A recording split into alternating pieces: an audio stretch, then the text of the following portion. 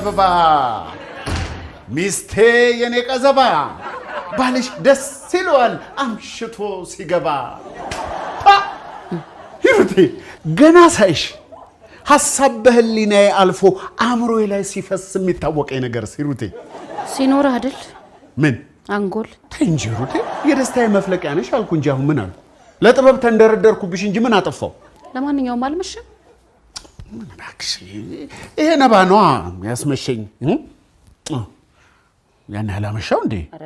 አላመሸም በጣም ትንሽ ነው ትንሽ አትቆይም ነበር ቤት በኩል ዝናቡማ ገና ለገና የባለቤቴ ቤተሰቦች ይመጣሉ በሚል ተልካሻ ምክንያት ውጡልኝ ብሎ አባረረን